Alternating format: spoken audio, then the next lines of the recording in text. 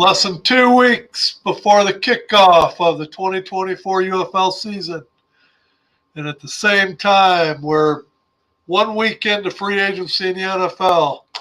There's plenty to talk about. Welcome to the bottom line.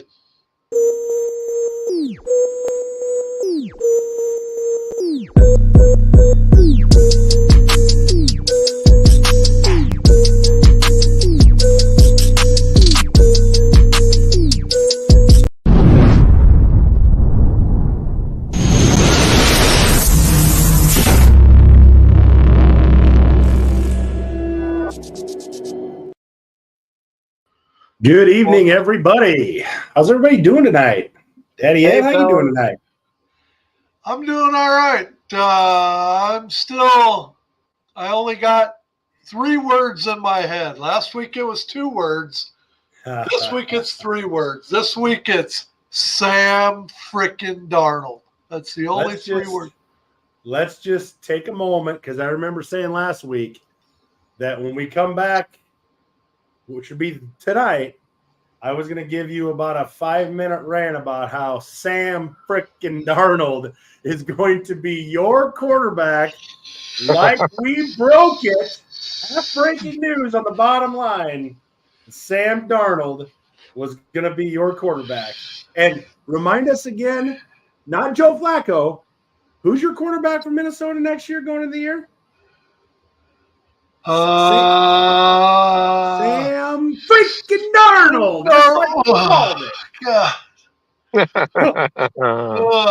Anyway, we're gonna talk about the NFL last, because I have a feeling that once we get into that, it's gonna be hard to get out. Yeah. So we're gonna start off with the UFL.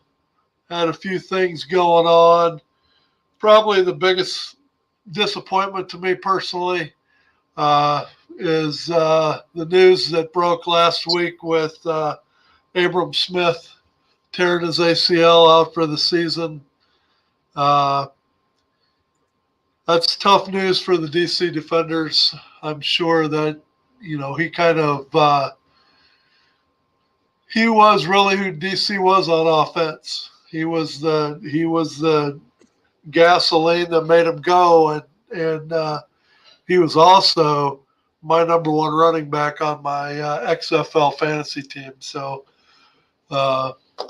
hate to hear that that's happening. I guess I'm one of those guys that I don't root for any of the teams to have bad luck, because to me it means more to win when everybody's at full strength. So hopefully DC's got an answer for Abram Smith, and they're able to pick up the pieces and go forward.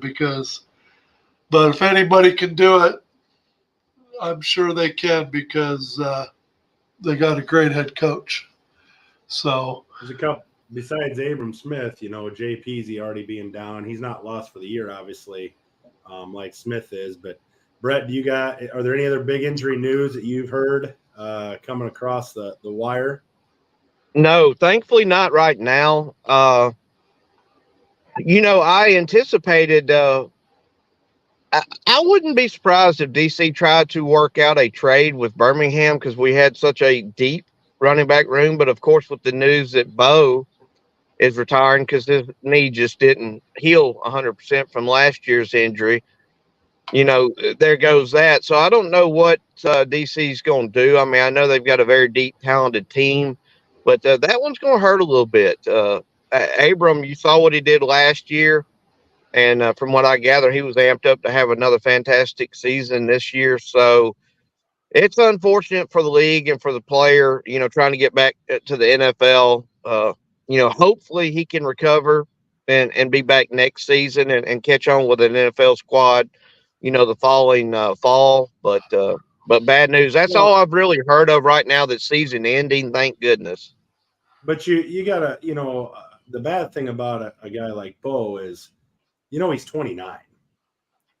Like, you start getting that deep, in age, you got a lot of yards on those legs, man. And, when you get to that 29, pushing that 30, it may be a situation where he's just kind of recognizing himself that, hey, maybe the dream, just isn't going to happen again. I don't know where he's at. I'm just purely speculating, but you get those yards and those legs of the running back, and you start pushing that 30 mark. I mean, we even see it in the NFL. It becomes increasingly difficult to get back there. And I know a lot of these guys are looking to do that, but if he felt like there's no chance for me to get back, he might have just said, it might be just a good time to keep what I've got and not, further injure myself or, put my body through a grueling season like that. So, I wish him the best, but I think that may have had a little bit to do with it. Yeah, from what I gather from inside rumors down here in Birmingham, out of respect for Bo, they let him retire. He was not going to make the cut. And I don't know, from what I gather, no, his knee wasn't 100%. But there again, like you said, at 29, 30 years old, he ran like a horse at Alabama. And I don't know how much tread he had left on those tires, like you mentioned. And I think solely out of respect for him, Skip came to him and said, hey, here's where we're at. And from what I gather, Bo understood exactly where we were at. So out of respect for him, they let him retire. They did not want to have to cut him. So that's the way to do it.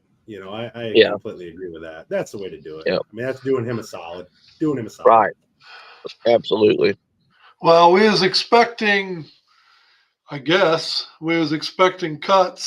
to happen over the weekend, and it doesn't sound like it did happen. So that kind of takes away some of what we were going to talk about tonight, but we did have the opportunity last week. I know Eric was at the press conference with Coach DiFilippo, and so we've got a clip of a couple questions that Eric was able to ask Coach, so we can play those now.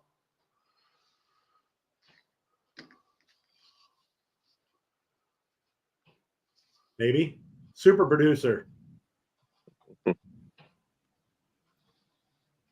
You. Hey, Coach. I got a quick question for you. Eric Murtu at the Bottom Line. Good to see you again. What's up, Eric? So we've got 3 weeks to practice, roughly, a scrimmage in the rearview mirror. As far as the Memphis Showboats go, what is the most, positive or surprising thing that you've seen to this point? And, what is something or an area you feel like the Showboats, still need to get better at? I'm really pleased with our receiver room.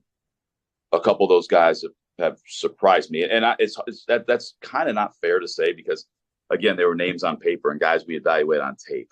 But pleasantly surprised and pleasantly happy with the way we evaluated certain guys. Okay. And I'm glad they're on our football team. We have a couple of guys I'm like, I don't even know how they're here, which is great. But where we need to get better is in situational football. Okay. We need to understand what's going on in the field. We need to know the down and distance on every single play. We need to know where we are on the field on every single play and revert our brains back to the way we've been taught in terms of situational football. 1st and 10 at the 10-yard line is not the same as 1st and 10 at the 40. All right. So that's where we need to, as a coaching staff, to continue to teach, as players continue to buy in and listen. And I'm glad we have that extra week to really hone in on situational football. Okay. And one more question, if I could. We had the round of cuts on Sunday, and then we've got another round coming here. And I got to believe that this next round is going to be even tougher for you. Can you speak a little bit about what you think the level of football is going to be, when we shrunk the 2 leagues into 8? With these cuts going to be tough, what do you think the level of football is going to be compared to the past? A lot better. I mean, a lot better. I went online, not online, but I went on my computer and I watched a lot of the other team scrimmages. And there's some real dudes in this league that playing down the D line. There's some real dudes that can rush the passer. And so I went around and watched pretty much every scrimmage the other night. I'm a freak like that. I like to stay up and just watch football on my computer. And, I watched pretty much every scrimmage and there's some legit dudes in this league that can rush the passer. They're going to give everyone a hard time. So I think this year crowd noise will be an issue. Obviously some of the markets that we didn't have to worry about that last year in the USFL. So I think it's gonna, and I hate to say this, I think from both leagues merging, it's gonna look better, not only because of the players, but because of the markets we're in. There's gonna be people in the stands, and so that just, really at the end of the day, it really doesn't matter. Like, butts in the seats matters, obviously. It gives you credibility. I don't know if it improves the play on the field, but it gives you credibility. And so when you have credibility, more players want to play in that league. And so I think you're just going to see an overall better total product from the game experience for the fan and obviously the play on the field. And there's some damn good coaches in this league, darn good coaches in this league, pardon my language. Absolutely. Thanks, Coach. You got it. Anyone else? Coach, Coach DeFilippo is a great interview. It's a great press conference. I've been on two of them now with him, and we were talking about injuries earlier. One of the questions was, how Memphis is sitting injury wise, and he said a few, bumps and bruises, stuff that healed, nothing major. So he was very pleased with where Memphis was at from an injury standpoint, from a play standpoint. But I think this press conference happened to be about 35 minutes, and he's just a great interview, great guy to talk to. So, I've said this before and I'll say it again, Memphis, you're in good hands. I will have my Memphis flag here shortly. I thought it would be in for tonight, but they're definitely in good hands. And I like talking to Coach DeFilippo. Good guy. One signing of note in particular. I mean, there's been a few moves, not too many really, but there was I consider a pretty major move here late in the game, and that was St. Louis able to pick up a defensive back that's going to help strengthen their defense. Brett, you seem to know a little bit more about this guy, so why don't you kind of elaborate a little bit? He's a ball hawk. He's been in the USFL the last 2 years. He was an all-star last year, led the league with 6 interceptions with the Philadelphia Stars. Birmingham played Philadelphia in a championship game in year 1. He's a problem. He's got length. I believe he played his college ball at Michigan. He is a top flight player. Probably should say his name, Brett. What's that? Probably should say his name so everybody knows. Channing Stribling. Sorry. I don't want to say his name because somehow or another he slipped through the Birmingham Stallions' fingers, and very abruptly St. Louis jumped all over him and got him on their side of the ball, which I think was a very good move on St. Louis's part, considering what we've seen from or hearing from some of the scrimmages earlier this year in Arlington, and considering that was probably St. Louis's main weakness with their defense last year was their secondary. So a very, very big pickup for St. Louis, and still trying to find out information on my end on what happened between him and Birmingham. Yeah, that you can never have enough defensive backs, and what really is good about this guy is he's got size too to go with it. So we're going to go to a quick commercial break, and when we come back, we will continue our discussion. Same great taste.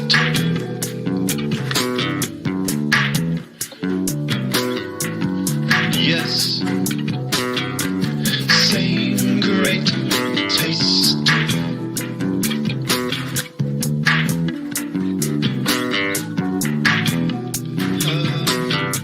Same great taste.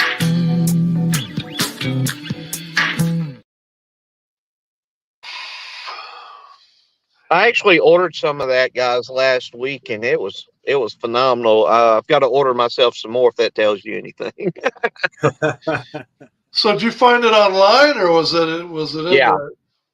Yeah, I can't remember where I grabbed it, Amazon or wherever I grabbed it, but I got it, and it's definitely worth a sample, I can assure you. As we continue to talk about the pickup, one of the major weaknesses for the Battlehawks was I considered was their defense. And we really got exposed there towards the end of the season. The comment section over here talks about how Ben DiNucci, Jared talks about how Ben DiNucci really torched St. Louis, really exposed the defense really all the way around. So anything that we could add this year to our defense or I guess St. Louis can add to their defense, is only going to help. So this to me looks like a pretty significant move for St. Louis, and it'll be interesting to see how that pans out. Like It'll I be said, if you interesting. watch some of his highlights, he's always around the ball. So he's definitely is going to create some turnovers for that defense this season. When I talked to Coach DiFilippo, he did mention, and he is right, there are some dudes, across this league. I think, we're going to, as fans, we're definitely going to see the improvement across the board, and it's going to be exciting to watch. I think he's right. You look at some of these rosters and you think to yourself, they look significantly better than I would say any roster looked last year. That would be my evaluation of it. What do you think, Brett? Would you agree? Oh, these teams, like I've mentioned repeatedly, they are loaded. You go through some of the additions that even St. Louis made on their side of the ball with the XFL Defensive Player of the Year from last year, the linebacker / DN from the Vipers. Then you got Stribling. You look at what Memphis did. They took all the best parts of the Breakers and added them to Memphis, along with arguably one of the best quarterbacks from USFL and Case Cookus. You could go from roster to roster to roster. I'm telling you guys, the quality of play and where we're at this upcoming season, I am pumped. I am excited. Every roster from top to bottom has definitely improved themselves dramatically from last season.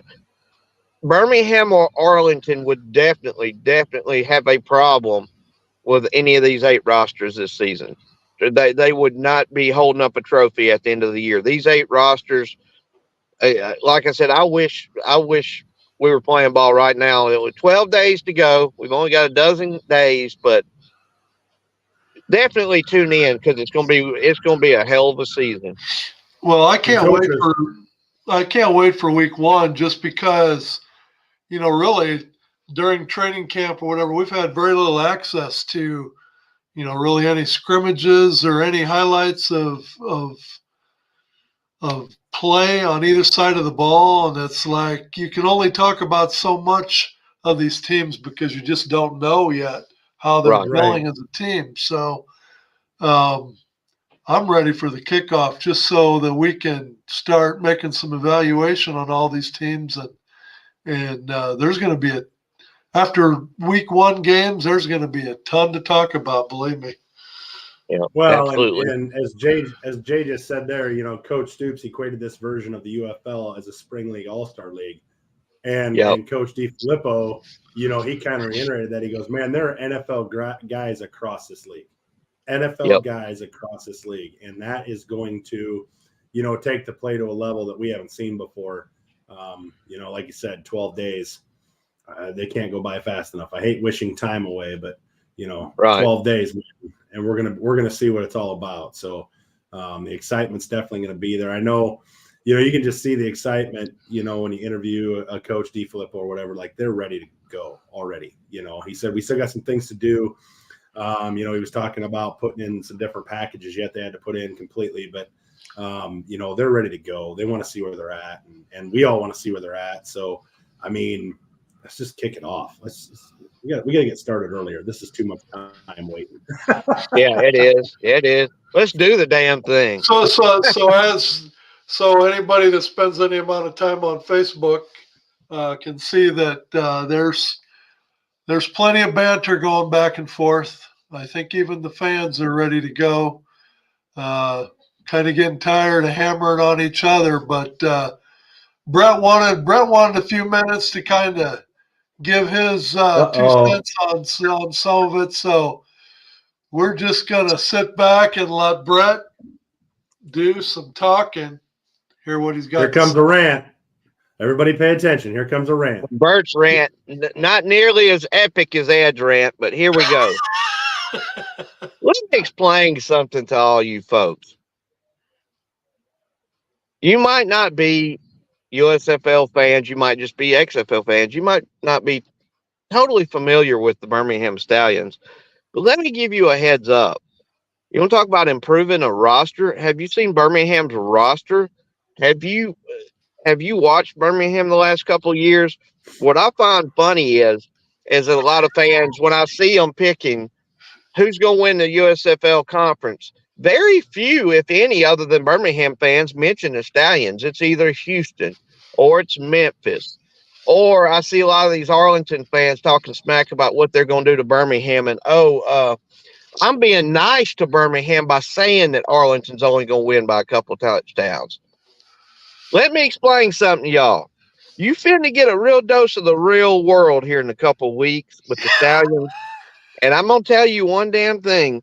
They might not win the championship. They might not win the conference. But you guys are going to know that what you've been saying, all of you, you were totally wrong. And go ahead and keep going back and forth and talking bad about Birmingham and how they're liable to finish third or fourth in the conference. We gonna see. We gonna see. Because every one of your teams is gonna have to play Birmingham this year. We gonna see. Because I tell you, you ask any of the players or coaches that's down in Arlington right now, which team they say it is head and shoulders better than anybody else right now, and it's Birmingham. So you better remember that when you start talking about how the USFL was the weaker conference and how, the XFL is going to do that. We going to see. We going to see. It's only 12 days, so you keep on yapping because you're running short on time because reality's fixing to hit you square in the face. Not this weekend, but next weekend. And that was my rant, and that was the bottom line. So Well, I'm going to tell you this, Brett. Here's the biggest problem. When you have a situation, with any team, okay, every time I go on all the sites and everything, I mean, let's face it, Birmingham fans don't do themselves, any type of justice with the way that they talk and the way that they, everything. So, I mean, you do kind of bring some of that on yourselves as the team that instead of people like, hey, Birmingham's really good, they want to root against you. Not necessarily because of Birmingham themselves, but because of the fans. I can tell you this much. It's the reason why I revel in the fact that the Iowa Hawkeyes are in the NIT in basketball. It's not because of the Hawkeyes. I'll root for them when they're playing. But I love to see the suffering of their fans because they're just so over the top and their sense of reality is gone. So, I mean, it's like, so when you have Birmingham fans out there saying some of the things that I see them say, you're only adding fuel to the fire and they're digging. So, I mean, some of the Birmingham fans, I would have to agree. No, with some of the Birmingham fans, I would absolutely have to agree. And this kind of rolls into my second rant that I wanted to mention tonight. And that was something that has been going on between a lot of the fans on Twitter and Facebook that I've seen over the last few months. And it started with the whole Houston thing, where a lot of your fans were wanting it to be the Roughnecks, where the rumor was that the league was going to go with the Gamblers. And a lot of the Houston fans, which had supported the Roughnecks in 2020 and last season, were none too happy about it. And, they were ranting and raving and they got a petition going and I actually signed the petition. And a lot of you're just pro, this whole USFL, XFL thing kind of turned tribal to where even a lot of Birmingham fans got involved and they wanted it to be the Gamblers just because they wanted the USFL to get their way. Well, I sent an email to the USFL, all the powers that be. Matter of fact, I sent 2 emails in reference to the whole Houston Gamblers, Houston Roughneck thing. And someone in the league leaked my email to some of the Birmingham super fans. maybe their booster club, for instance, the Horsemen. Because I was basically got a phone call and was repeated by two separate people verbatim what I had said. And they wasn't happy with me. And why would you do that? And well, first of all, I don't care what you think. I don't care that I said something you don't like. It ain't about you. It's not about me. It was about what I thought was best for the league. And that's for a Roughneck team that had about 100,000 following on social media being chosen over the Gamblers brand that had about 15,000 following on social media. It's not about necessarily, like I said, what you want. It's what the fans and the people that's going to be supporting the franchise wanted. So I don't give a damn whether you like me or not. I don't care if you don't like me because I wear an XFL hat and a USFL jacket. I don't give a damn what you think. And if you got any problem with that, I will be at Protective Stadium this season and we could talk about it in person. But the thing of it is, once again, it's about the UFL and it's about spring football. And it's not about all this. Well, we wanted all the USFL teams to survive. Well, you know what? If they had a fan base, they would have survived. And that's the bottom line. Yeah, I mean, you're 100% right about that. I mean, I understand, from the standpoint of, Vegas Vipers, one of the teams that didn't make the cut, whatever. I can completely understand that. But, Jersey, for instance, Vegas Vipers, you know what? But he hasn't stopped supporting UFL. And I think we've seen, a lot of people still get behind the NFL or the UFL. But then I have seen some comments on there like, UFL, blah, blah, kind of sour grapes, whatever. Give it time. I mean, I've seen some reports. I think it was, I saw a report come out the other day, and I can't remember which head coach said it, that they were talking about potentially moving to 12 teams next year if everything goes right this year, and then moving to the 16 teams the following year. Do you remember who that was, Ed? The head coach that came out and said that? I cannot remember. No. Greg Williams, the defensive coordinator from the DC Defenders. It wasn't the head coach. It was the coordinator. Yes, correct. Yep, D coordinator. So I mean, let's face it. That's a potential, and if that is the potential, then let's get behind the UFL this year and make sure that everybody's supporting it one way or the other, and then we can go. No. Dirty says no. Your mic is muted there, Smarty. Can't hear him, so we just yeah. The guy right here. Now listen, as the co-founder of Fuel, I was suspended last week for remarks that I made by that guy over there in that corner. Now, Brett, I love you, pal, but you need to watch your attitude, or you might be suspended for a week. I've been going through life suspended, brother. I mean, So here's the thing. Here's the thing I want to say on Brett's remark. And I'm going to pose this question to all three of you. You want to sit here and you want to talk about the XFL and the USFL, right? Division that we have. But now this is the United Football League. Wouldn't you still blame that some on management because of having the two conferences, a USFL conference and an XFL conference? Well, they did that on purpose for the fandom. Yeah. Hold on now. Let's really look at this. If they're saying this is United League, this is how I see it, and then I'm going to ask you guys. It's a United League, then wouldn't you want to have a united front instead of two still separate fronts? How do you guys see it? No, I wouldn't, because I think this is a perfect segue into the merging the two leagues together, because you've got your XFL fan base and your USFL fan base. This is the perfect opportunity to throw them one against the other in year one, and that rivalry, you just create rivalry right off the get-go, and there's nothing wrong with that. No. Rivalry, typically, I mean, that's why you get better ratings. If you look at college football, for instance, when Alabama and Auburn plays, or Alabama and Georgia and Florida, Michigan, Ohio State, you typically get the better ratings because of the hatred and the intensity between both teams.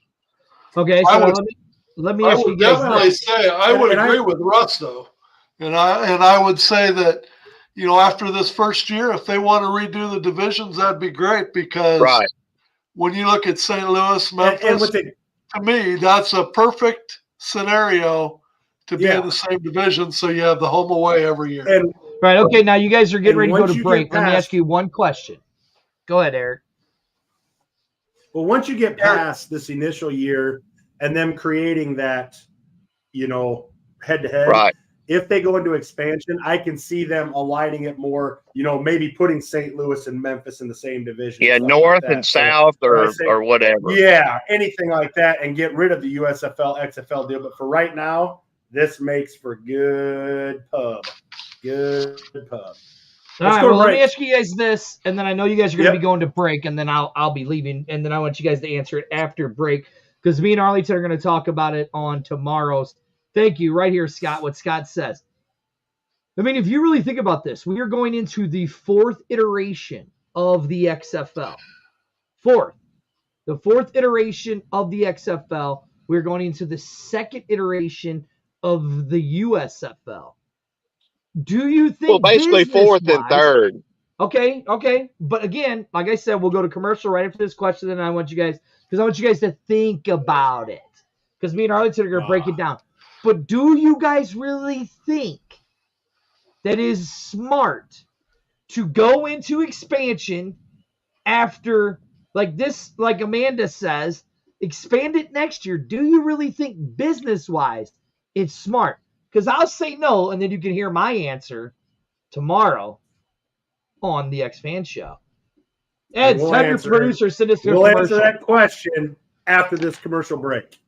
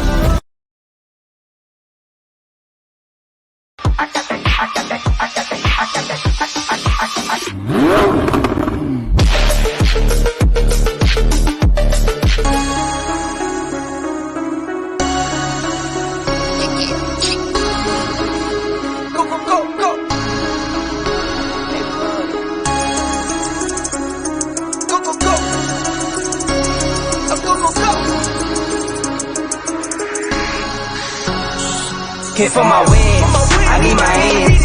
This life is real, and play pretend. Came off the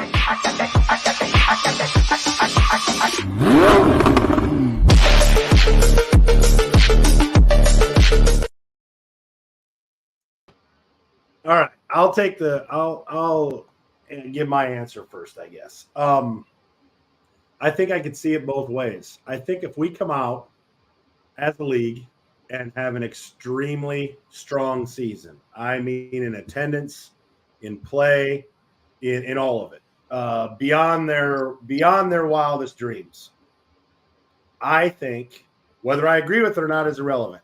I think that they will look to expand sooner than later. However, and that's firing on all cylinders. That is the whole shooting match. Couldn't be happier.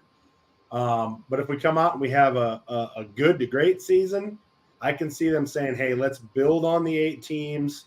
Let's push it down the road a little bit, 2 years down the road, whatever, and really solidify these 8 teams before we expand to 12. So I really think, the decision is going to be, based on how this first season goes, because I do think, they understand that those marketplaces, are hungry, Seattle and some of the other ones that got cut. So, I can see them going, depending on how this season rolls out the first year with the USFL and the XFL. I think that's probably going to play into a little bit of their decision making. So that's my answer. I'm not saying it's right. I'm just saying that's what I think they could approach it. Brett, what do you think? I think the plan's already in place. From what we had heard, for weeks and months leading up to the merger, we kept hearing different numbers on how many teams there were going to be. There was going to be 12, then there was going to be 14, and there was going to be 8, and there was going to be 10. From what I gather, and what I'm sure all of us have heard from one source or another, is that they were this close to going ahead with 12 teams in year 1. So if they do expand in year 2, I imagine it will be the 4 franchises that almost made it to year 1. And whether it was leases, venues, whatever the holdup was for why they didn't go with more teams in year 1, I can see it happening. I could definitely see if that's part of it, then yeah, I don't have a problem with them going to 12 teams because, again, from what we gather, they were going with 12 teams originally to begin with anyways. So I think that wouldn't put them at risk as much as everyone else in the comment section is mentioning. And, there's a couple franchises from what I gather was in the mix. New Orleans Breakers was one of them, and they were this close to getting a lease. And just with the timing and the lack thereof of having enough time to get everything in place and play this first season together is why they didn't go ahead and take that next step and do the 12 teams originally. Ed, what do you think? I'm actually going to take a little different stance. As much as I would love to see expansion, because there's a lot of cities out there that deserve to have a team that should have never lost their team. But I've really said the same thing from the get-go, in the fact that ever since 2020, every year we're reinventing the wheel. Every year there's a bunch of indecision. Every year are we going to have a season? Are we not? Who's in it? Who's not? Really, there's a couple things I think need to happen first. The 8 teams that are in this league, we need to have back-to-back seasons so that you reach that level of consistency. You also know from a financial standpoint that it makes sense and it's going to work.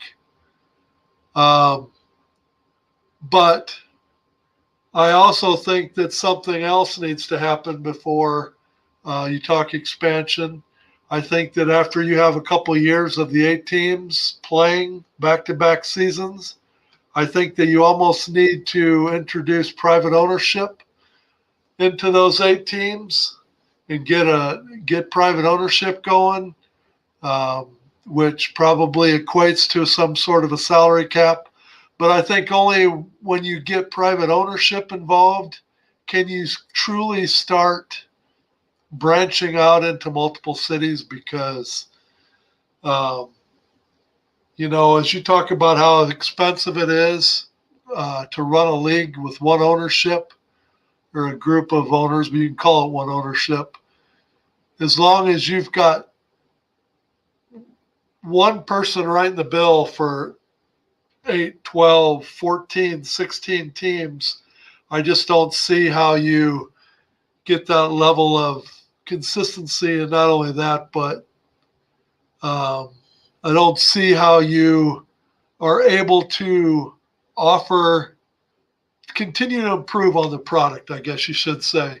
So as for me, I would say 8 teams, at least 2 years, introduce private ownership, and then at that point you can talk expansion. But I think you got to have consistency and not this reinventing the wheel year to year to year before, And Yeah, to and your- we've to your talked. They point- talked about that.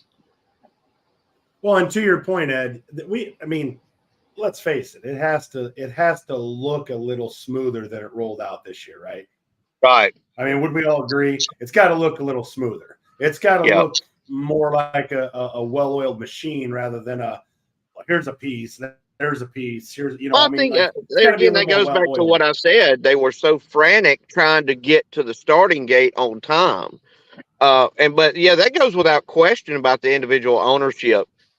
All of us have talked about that privately, and that was part of what Greg Williams said in his interview the other day. Was their plan was 8 teams and then do individual ownership and then go to 12 teams. So yeah, I wouldn't even, as much as I want expansion, I wouldn't even consider it without some real solid, Dwayne Johnson type ownership, on these different teams. And look, that's why the CFL has survived as long as it has, is because each team is owned by an individual.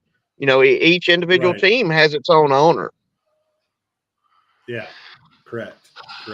So what I'd like to do is we're already 45 minutes in almost, and we haven't even got to the NFL.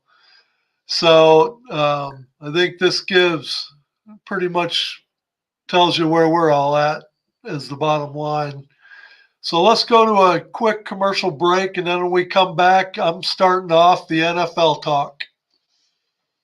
I can't wait. Yeah.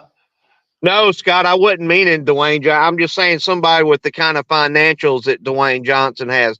Someone with enough, you don't have to worry about money. That's what I meant. Yeah, not Dwayne.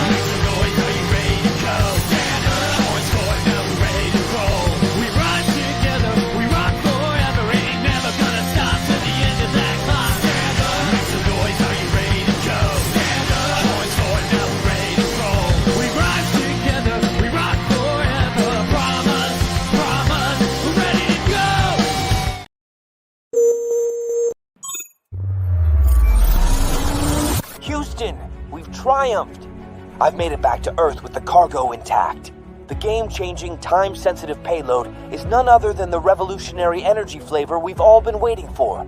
Introducing Merc Mayhem Cherry Limeade. Merc Clan played a crucial role in securing this energy flavor, and together we've unlocked the future of power. Merc Mayhem is not just a drink, it's a statement, a fusion of relentless energy and bold flavor. The secret is out. Merc Mayhem is set to redefine the energy landscape, leaving ordinary drinks in its cosmic dust. Get ready for a taste explosion that matches Merc Clan's unparalleled power. Join the revolution, and let's unleash Merc Mayhem upon the world. Astronaut M signing off.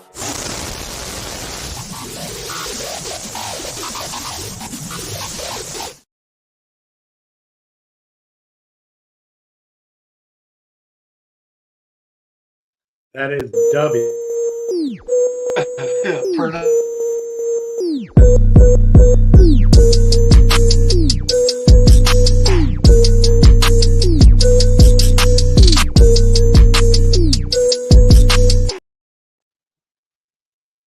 okay, I'm All right, going to start off. Let me No, let me I'm do gonna a let me do a quick introduction. Just a quick introduction, ladies and gentlemen. The floor is going to be Big Daddy Ed's here in just a few seconds. But for those of you that were on last week, you remember how many half breaking news segments I had for you, and how many of those came true, from Derrick Henry to Aaron Jones to the man of the hour, and somebody who Ed's going to address quickly here, Sam frickin' Darnold. So take it away, Ed. Take it away, man. That's right, Sam frickin' Darnold. And I also would tell you that you said Aaron Jones, but I also said that the Vikings would sign them up in a heartbeat, or they should, and they did. I'm starting off the NFL questioning. I've been a faithful follower of Good Morning Football. I start off every day listening to Good Morning Football, but I got to disagree with their definition of brilliant. They spent the first half hour of their show talking about the Pittsburgh Steelers. And they went from player to player, and all they talked about was how brilliant Pittsburgh was. So let's talk about how brilliant Pittsburgh's been the last couple days. Okay? You can honestly say that Kenny Pickett, who's nothing but a 500 quarterback, and that's all he'll ever be. They drafted him pretty high, right? And just to tell you all you need to know about Kenny Pickett was when he was told that he was going to have to compete for his starting job with Russell Wilson, he informed the team that he wanted out. Okay, so that tells you about his desire as an NFL quarterback. Okay, they bring in Russell Wilson. He's going to be the answer to their prayers. Pays them $1.2 million. Oh, why? Because Russell Wilson completely destroyed the Denver franchise. Since 2021, Russell Wilson's been 17-27. He's going to cost the Denver organization $35 million against their cap this year, and he's going to cost them $50 million towards their cap next year. So the guy's coming in definitely on the downside of his career. And okay, so they've already said brilliant on Russell Wilson. So then you bring in Justin Fields.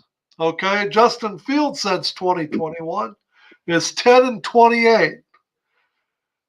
They bring him in for $3.2 million. But what does Coach Tomlin do before Justin Fields ever touches down in Pittsburgh? He tells Justin Fields that he won't be the starting quarterback. He won't even be able to compete for the starting quarterback. Russell Wilson is their starting quarterback going forward.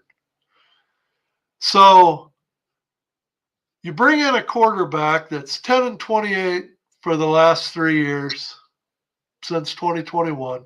You bring in a losing quarterback on the downside of his career that destroyed a franchise. You got rid of a quarterback that you thought was all it in Kenny Pickett, sent him packing for a bag of chips. So Good Morning Football describes Pittsburgh Steelers as brilliant. Okay? So I'm gonna challenge my other esteemed panel on how they define brilliant, and tell me if what Pittsburgh's done the last couple days even comes close. I'm going to tell you right now. Okay. This is exactly what the Chicago Bears needed to do. You talk about a brilliant move. I'll give you a brilliant move. Okay. You mentioned 10-28. Okay. And I was a Justin Fields supporter. He was our quarterback, right? But unlike Dallas Cowboy fans who, they're all in on Dak Prescott, it's going to cost them a ton of money to keep that guy. I'm going to give you some stats as to why I will not shed a tear that Justin Fields left the Bears. Here you go. When Justin Fields, through his first 10 attempts in the game, he's 70.8. 11 through 20, he's 59.5. 21 through 30, he's 56.7. And anytime he throws more than 31 times, that completion percentage goes down to 44.1. So does the yards, and so does the average yards per catch. In the first half, his completion percentage is 67.5. 9 touchdowns, 3 interceptions he's averaged over the course of his career in Chicago. In the second half, 54.8, 7 touchdowns, 6 interceptions. Okay. His fourth quarter numbers, listen, if there's any Chicago Bears fans out there, and I have been listening and reading the stuff that you are putting on the Bears websites, it's bad. 51.1% completion, 3 touchdowns, 6 interceptions.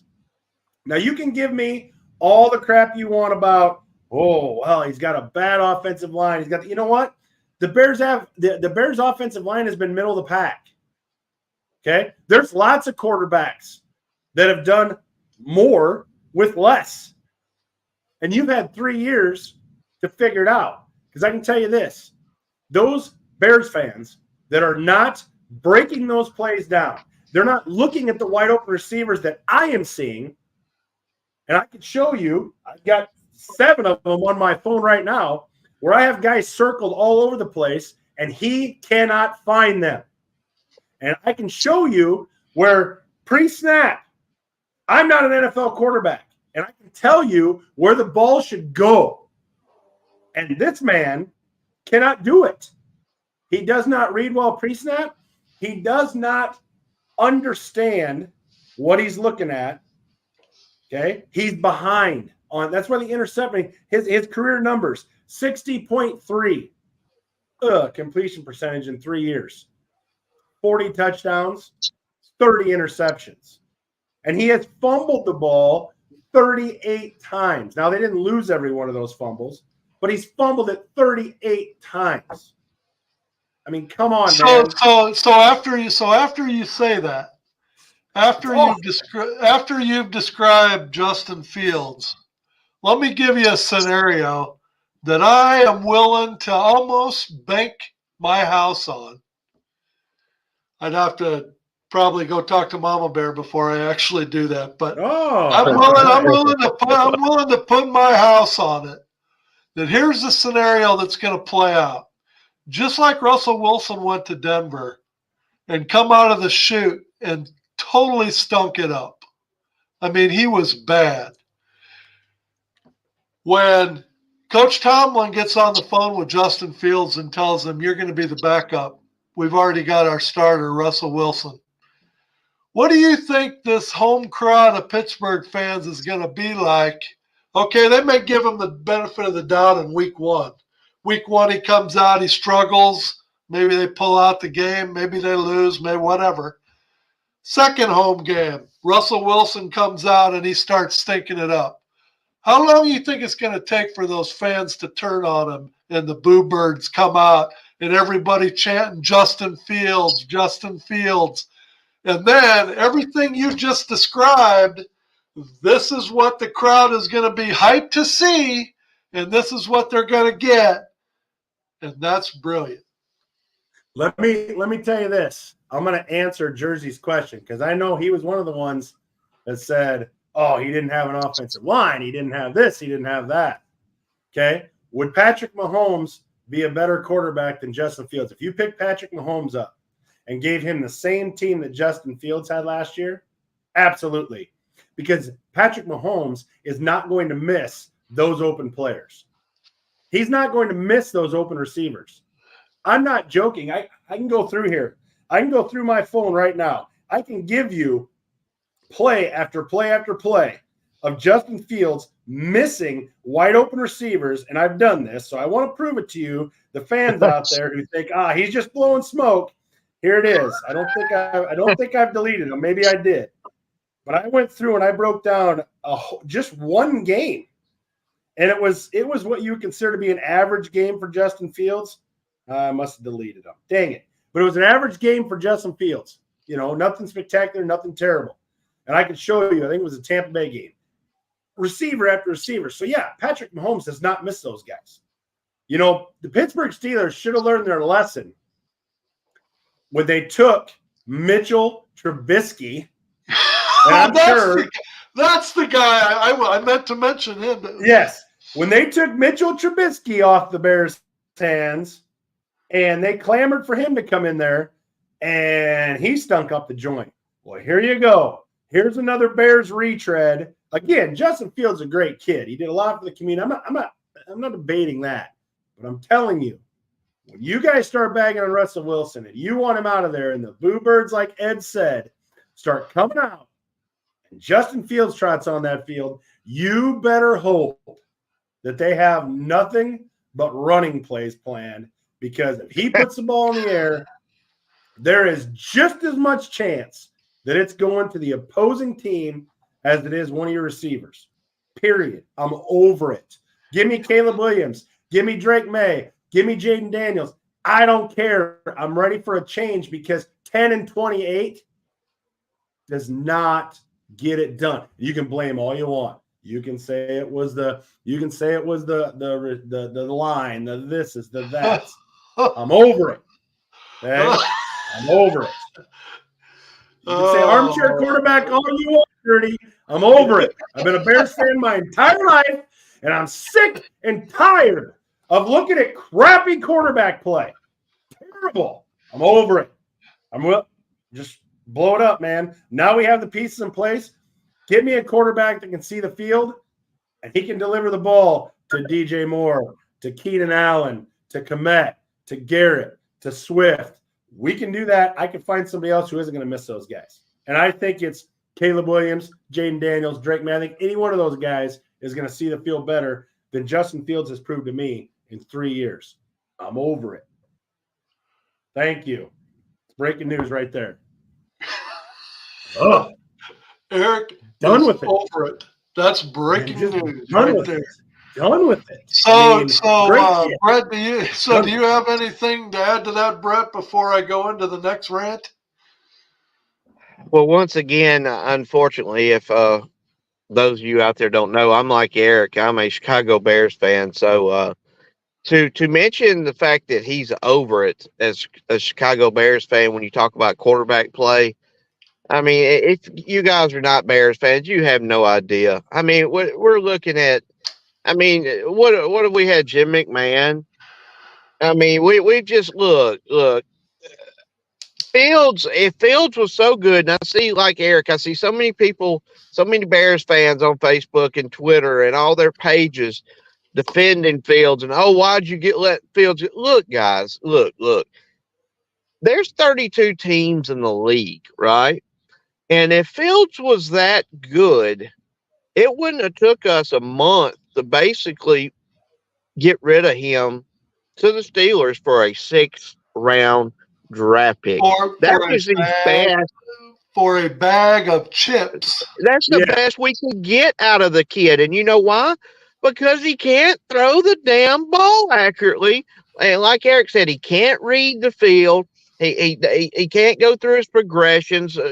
Everything Eric said, armchair quarterback or not, he's on point. It's accurate.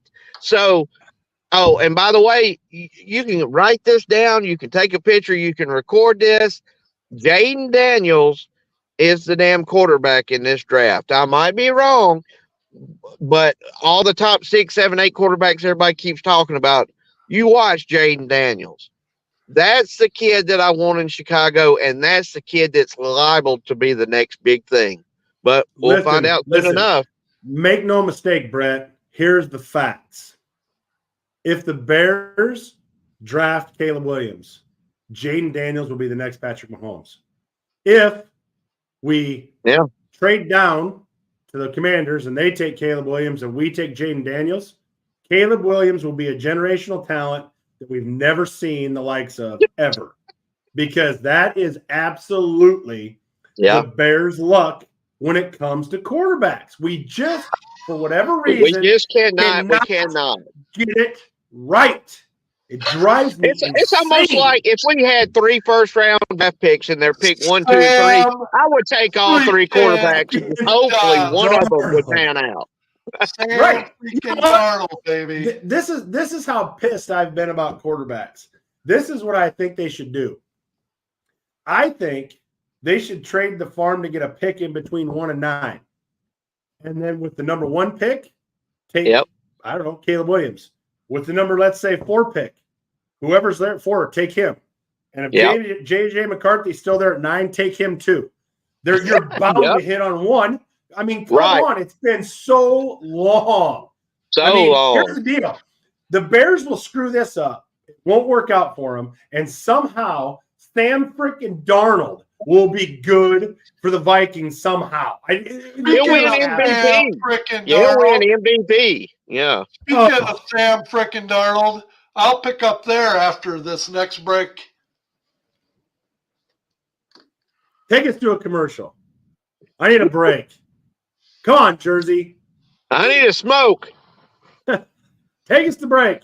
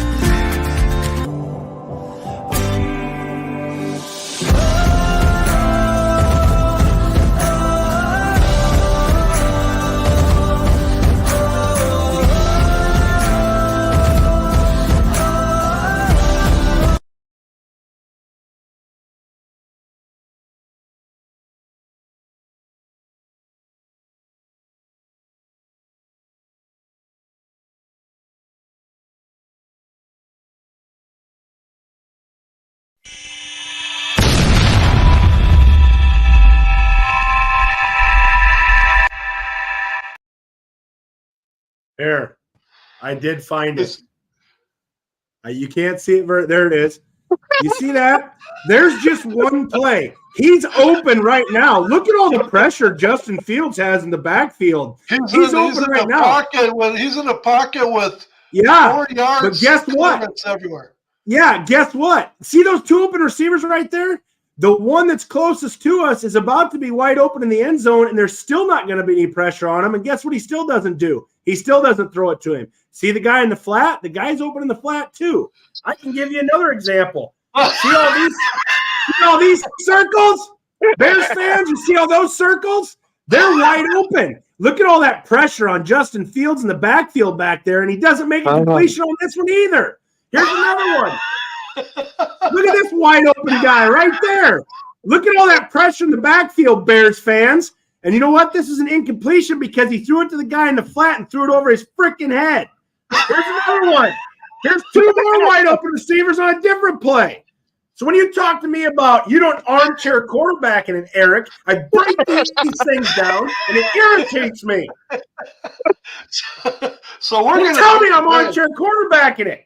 We're gonna talk about insider training in the NFL. That's what I want to talk about. You tell me, what's a 6th round pick? What's a 7th round pick? It is nothing. By the time you get to the 6th or 7th round, there is nothing. Sure, you hear every once in a while that there's a 6th or 7th round pick like Tom Brady that hits it big. But for the most part, they're garbage picks. You tell me how these 5-star receivers, or you name the position, I don't care. How do they go from one team to another for 6th round pick, a 7th round pick? It's nothing but a salary cap dump is all it is most times. Yeah. But I'm sitting at home and I'm thinking, well, Christ, I would have took him for a 7th. What the hell? So I call it insider trading. There's some reason why trades like that are going on. Here's the deal, and this kind of irritates me because I heard this too. The Bears were trying to do Justin Fields a solid. So he gave him a list of teams that he would go to, and there were some other teams that inquired. I think they had as high as maybe a 4th round pick, and I think that's why in the Justin Fields trade, they got a 6th round. It's conditional. If he plays 51% of the snaps, which probably not going to happen, it becomes a 4th. But if he does, it becomes a 4th. But this is what I understand, and this is where the Bears organization. This is why I'm completely convinced that they're going to screw this year up too. Since we got this deep, okay, since we got this deep into the year, you know what? Why not keep him on the roster? Tell him, hey, you know what? We may draft Caleb Williams, we may draft Jaden Daniels, whoever it is, but then, you know, we're going to bring him in. They're going to compete. Okay. Let's say it's Caleb Williams and he wins the job. There's quarterbacks that are needed throughout the year. Would Justin Fields, if he had any value whatsoever, not be more valuable during the year to dump off to a team rather than do it now for a 6th-round pick?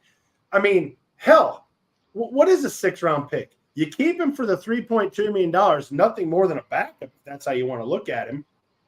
And then dump him then. I mean, whatever the case may be, but to get a 6th-round pick out of him, I mean, listen, I'm thoroughly convinced the Bears are going to screw this up, and it's going to be a nothing burger. And we're going to be sitting here talking about another quarterback that they've screwed up, and this quarterback's doing awesome. CJ Stroud, name Patrick Mahomes, name your quarterback. It's not going to happen for the Bears.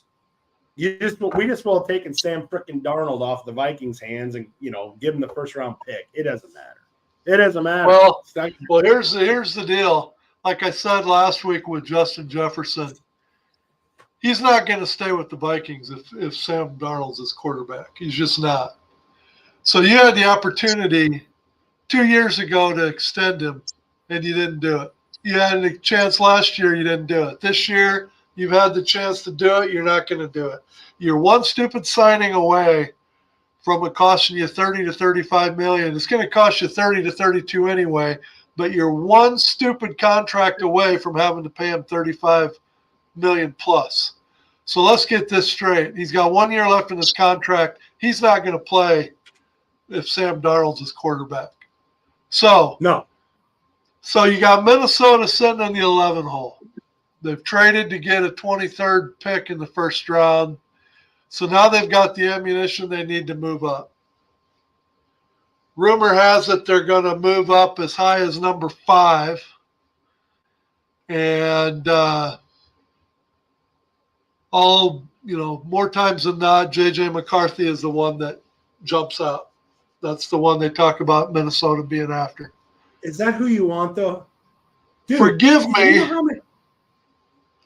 me if I don't have the confidence in that pick, because if I remember right, the last time Minnesota got to pick that high in the 1st round for a quarterback, they took Christian frickin' Ponder, that ranks right up there with Sam frickin' Darnold. But so all you hear about now is, should the Vikings go ahead and trade Justin Jefferson while they got the chance to get? Well, you're not going to get the ransom that you would have got last year or the year after. But rumor surfaced today that I thought was very interesting. The Cardinals in the number 4 hole are said to be interested in Justin Jefferson in a trade. So all I got to say is, if that is true, would you trade Justin Jefferson to the Arizona Cardinals for the number 4 overall pick in the draft? Because you could turn around and you could take Marvin Harrison Jr., have him on a rookie contract, take your quarterback at number 5 because you still have the ammunition you need to move up. You got to cherry pick your quarterback. You got to take Marvin Harrison Jr. on a rookie contract. Now you've got a bunch of rookie contracts because the Vikings' other receivers are rookie as well. Yeah, but ask yourself this. If you do that, you'll have, so you're saying you'll have 4 and 5. You'll have 4 and 5. Is that what you're saying, Ed? Yes. Okay. At 4, which quarterback are you taking at 4 or 5? Because obviously you have back-to-back picks, so it's irrelevant where they're chosen. Because you got to believe Caleb Williams, Jaden Daniels, and Drake May are going to be gone. What quarterback you taking? That leaves you with Nix, McCarthy. There's one more that I'm forgetting. Well, there seems to be a groundswell now for the quarterback from Washington. Penix. Yeah. Penix. Yeah, there Penix seems isn't to ready, be. though. Yeah, Penix Penix isn't seems ready, to man. be gaining a little bit of ground, but But he's not I don't know. ready. Minnesota's probably enamored with McCarthy because they're thinking, another Michigan quarterback. Maybe it's the next Tom Brady. You know, Dude, do you realize that McCarthy? Yeah, and Robert is right. You can get Penix or Nix later than 5 for sure. Do you Right. realize McCarthy threw 15 or less passes in 8 games? Do you realize this year? And do you realize he did not even throw a pass in the second half against Penn State?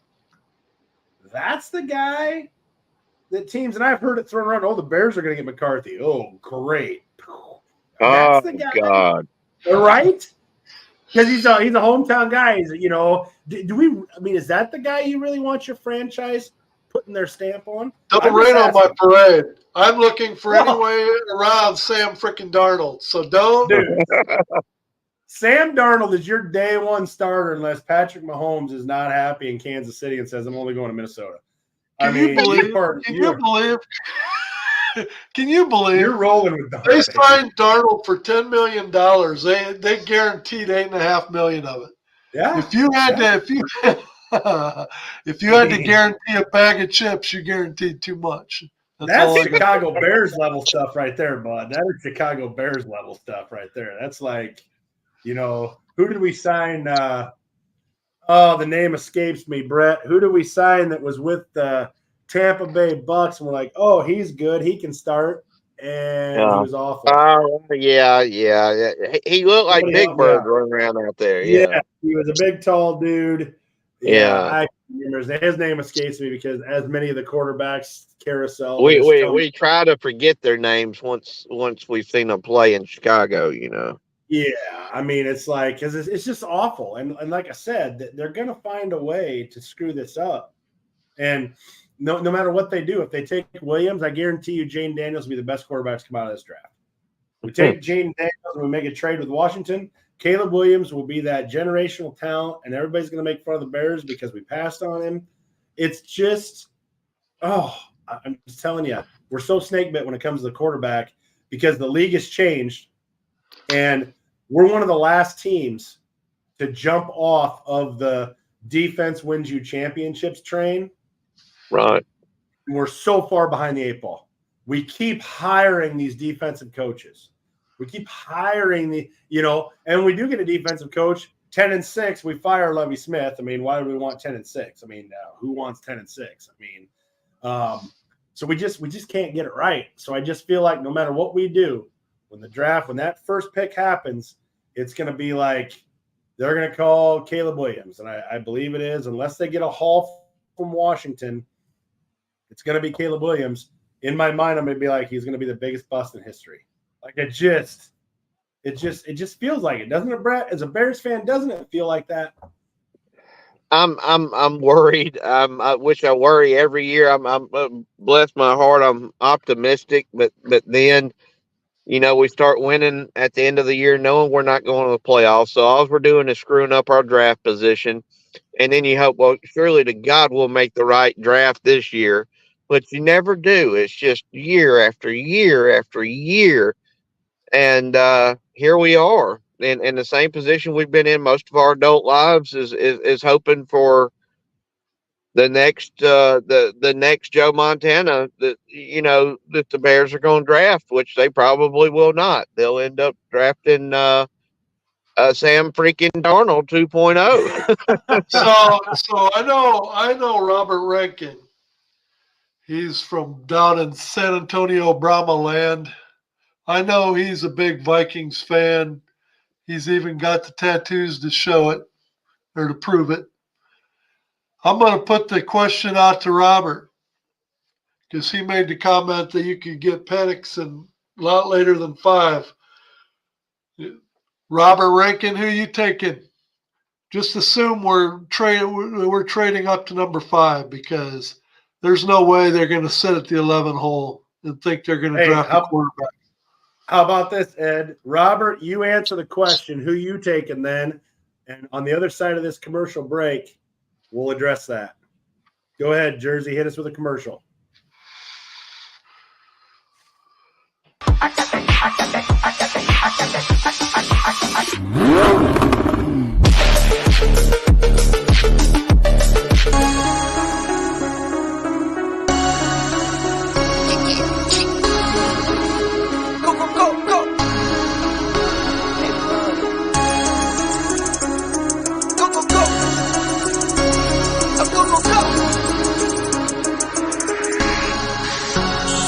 Hit for my wins, I need my hands.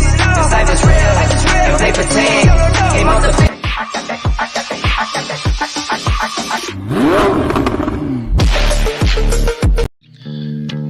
Same great taste.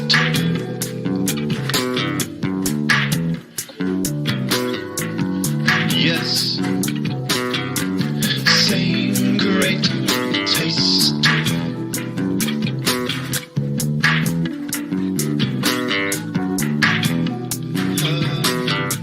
Same great taste.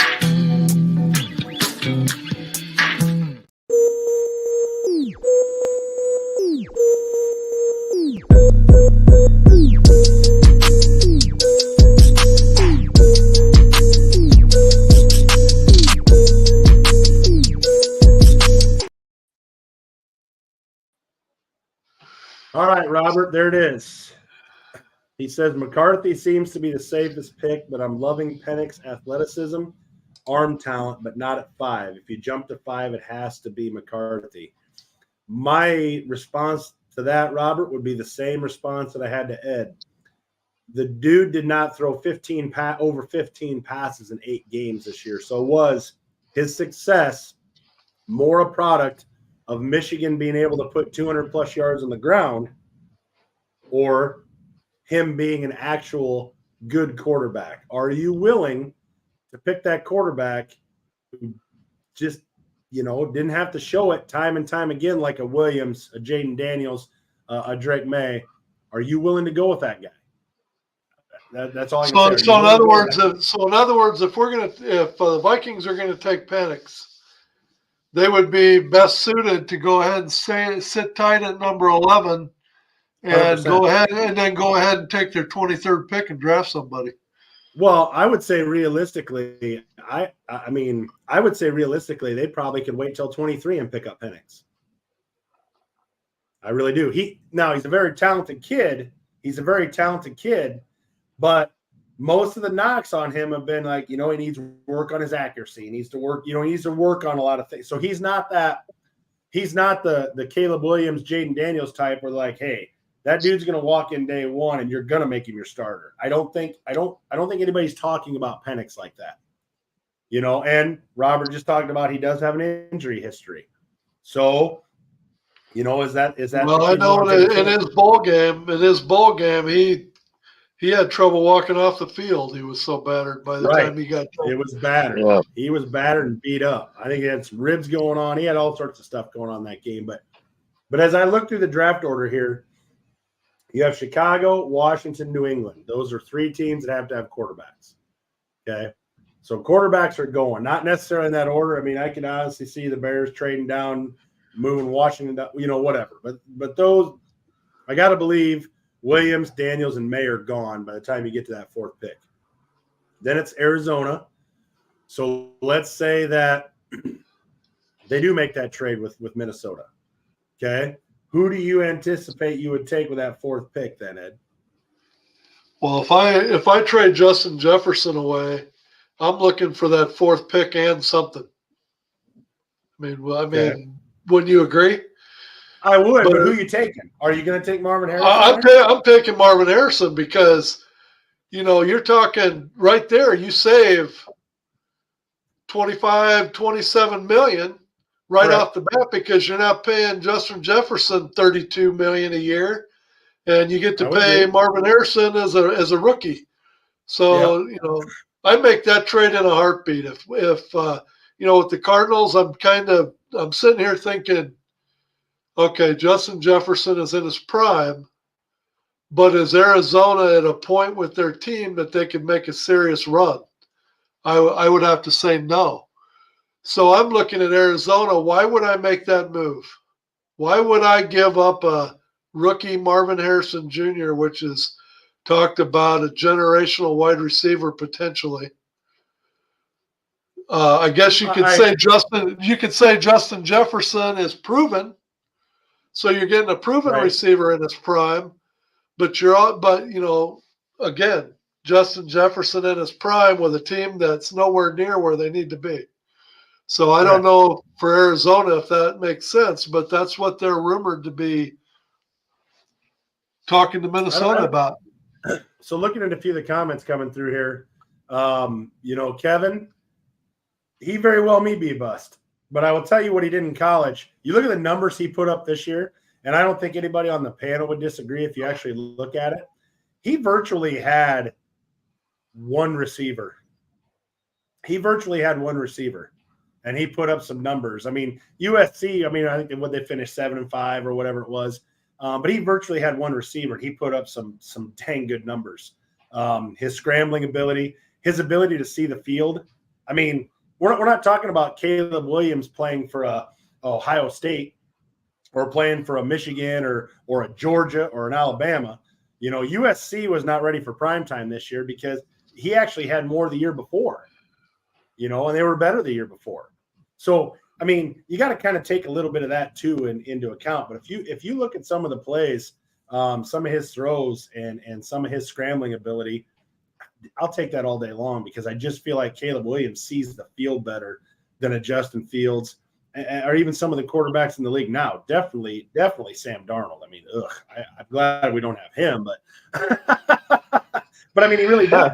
And so, I mean, but I would also say that Jaden Daniels has some of those same qualities, some of those same abilities. So if the Bears made a trade and got a haul from Washington and they took Williams and we took Daniels, I wouldn't be disappointed. I'm just saying that if the Bears stay in that top spot, then they're taking Williams. There is no doubt in my mind they're taking Williams. They stay in that top spot.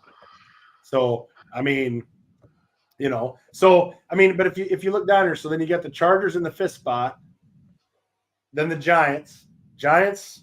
I mean, they need a quarterback. There'll be a quarterback. And I agree, Kevin. The NFL is not easy. Okay, we've seen lots of talented college quarterbacks come to the NFL and fade and disappear and never heard of again. But it's the nature of the beast. And so when you're evaluating college talent like a Caleb Williams, the plate is what it is, and you have to eat whatever comes off of that. And I'm just ready for a change. Fields is gone. If it's Daniels, I'm all in. If it's Williams, I'm all in because there's got to be somebody that can show that they can read the field better than what Fields was able to do. I mean, I showed you those plays. I have broken down the games. I have looked. I have circled. I have gone back and forth with Bears fans trying to explain to them. As a football coach myself, I got high schoolers that could read the field better than that. And so, I don't know if the game was too quick for him or something wasn't clicking. You can say offensive line all you want, but he wasn't. When he had time, he was not finding the open receivers, and it absolutely killed us. I got to believe that Jaden Daniels or Caleb Williams could be in those same spots that I showed you those plays and make those throws and deliver them on time. And I think that's one of the things they're talking about with Caleb Williams is his timing is very good. But I agree, Harrison would be great. If we had Fields and we were sticking with Fields, I would definitely want Harrison. But we're not. So it's got to be a quarterback. So the Chargers have pretty much given away everybody, right? What do you see the Chargers doing at 5? Where do the Chargers go? Well, the one thing they didn't get rid of is their quarterback. I mean, no. But is Herbert good enough to Mahomes and carry it? So here we go. Here's another trade scenario. what if Minnesota contacts the Chargers and say, we'll take Justin Herbert for our 11 and 23? Ooh, dude, I'm telling you this right now. That, you know what? That would be the move. You know, of the Harbaugh might do century. that. Harbaugh But might why? do that and then turn around and go after McCarthy. But why? He- Why? But I'm saying, doesn't that sounds a little tasty? I mean, he's basically 100% gutting the team. He's basically gutting the team and starting over. Yep. Right. So why not completely gut the team? Minnesota trades their two number ones for Justin Herbert. You know what my answer to that is? You know why you don't gut the team? Because I feel like they have the quarterback. And we know, and we've discussed this time and time again, if you don't have a quarterback, your team, for the most part, is not very good. Which They brings already us full have. circle. Which brings you full circle. That if you don't have the quarterback, you don't have a chance. So what in the Yep. hell was Pittsburgh? What in the hell was Pittsburgh thinking? Yeah, no, I agree. Because Listen, you I don't understand. basically got a quarterback room that ain't going to get it done. So I don't, Yeah. if you're truly trying to win a championship, that ain't going to get Yeah. it done. The only problem is with Minnesota taking her, trading for Herbert, is the fact that part of the reason why they lost Cousins is because they didn't want to pay the money to keep him. Well, Right. what kind of contract do you think they're going to be paying Justin Herbert? Yeah. So And I then mean, if so Herbert- they really haven't. No.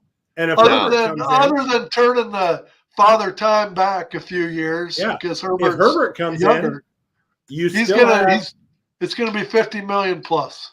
yeah. And if Herbert comes in, then you still have, even if Justin Jefferson says, man, we got Herbert now, I'm all in. Guess what? You still have to do that.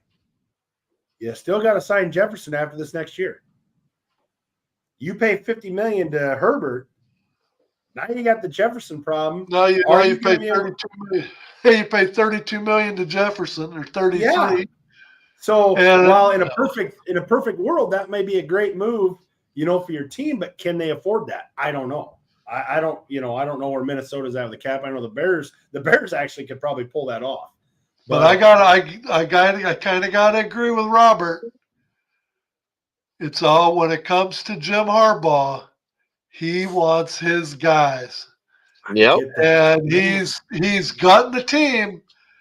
Justin Herbert is really the only guy left on offense All that's right. not his. You're So right. Eckler's gone. Williams is gone. Allen's gone. I mean, he's gotten the team. But So Yeah, could but we- if he lets go of Herbert and gets McCarthy ends up being the bust we think he's going to be, that will seal his coaching fate. Well, He and will be retired. here's the deal. I'm not saying McCarthy is a bust. What I'm saying is I think McCarthy is one of those quarterbacks you draft and you hand him a clipboard for 3 or 4 years. Oh, yeah. Yeah. That's the kind of quarterback I think McCarthy is. I don't think McCarthy is the day one, hand him the keys and let's roll kind of guy. Because he hasn't shown me enough in college throwing the ball all over the joint and making the type of passes. I mean, I almost could have handed the ball off in the Michigan offense and won the national championship because, just get out of the way.